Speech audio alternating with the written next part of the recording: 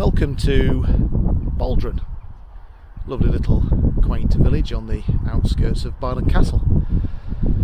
Teesdale Aviation Day's been let out of the office and we've gone on a field trip, and we're looking at this rather normal looking field. Cows in the distance over there. It's a nice day. A little bit of wind. This is West Lane that leads into Boldron, and behind us that's the road that comes out of Barnard Castle and goes up to Bowes. So you might be thinking, why are we here? What does this field have to do with Teesdale Aviation Day? Well, in my hand I have a copy of the Teesdale Mercury dated the 22nd of September 1937, and this describes a plane crash here which happened on the 16th of September of that year. So we'll just have a little read whilst we sort of find out exactly what happened. It is a bombing aeroplane, untimely descent in a field near Boldron. Shortly after 9 o'clock on Thursday morning, the news spread through Barnard Castle that a bombing aeroplane had made a forced descent in the field by the side of Bowes Road, and soon people were flocking to the direction to see what had happened. An RAF bombing aeroplane piloted by Flight Lieutenant P.O. Mahony was on its way from Scotland to the Thornaby Aerodrome when, in the vicinity of Boldron, seems to have developed engine trouble. Consequently, the pilot endeavoured to effect a landing, and in order to do so safely took a circular course with a view to coming to earth in a field belonging to Mr. Lowe's.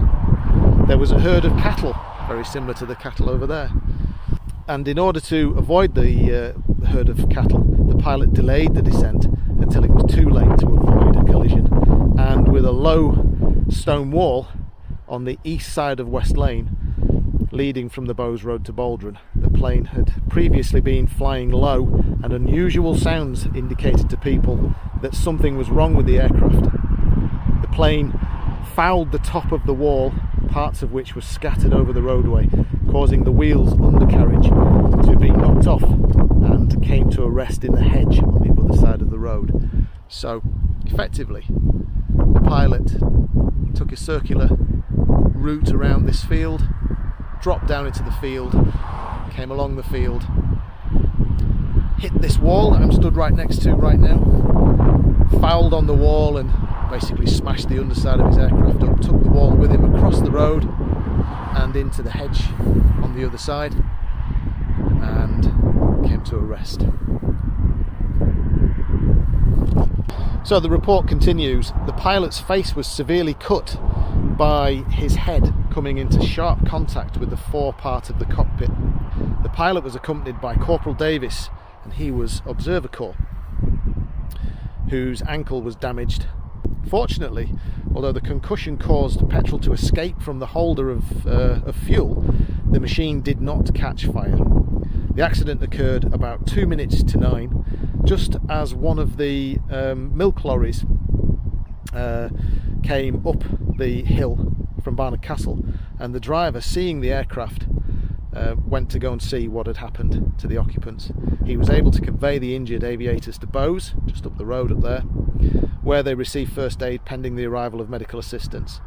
In due course, an ambulance arrived from Catterick, and the injured men were taken away to Catterick for hospital treatment. The plane was a two-seater bomber, number K6628, and also carried several bombs. Now, it says in the report that these were safely got out of the aeroplane and laid under the wall until the arrival of the party from Catterick, which took charge of the bombs and the aeroplane and took them all away. And I would imagine that was this area just down here.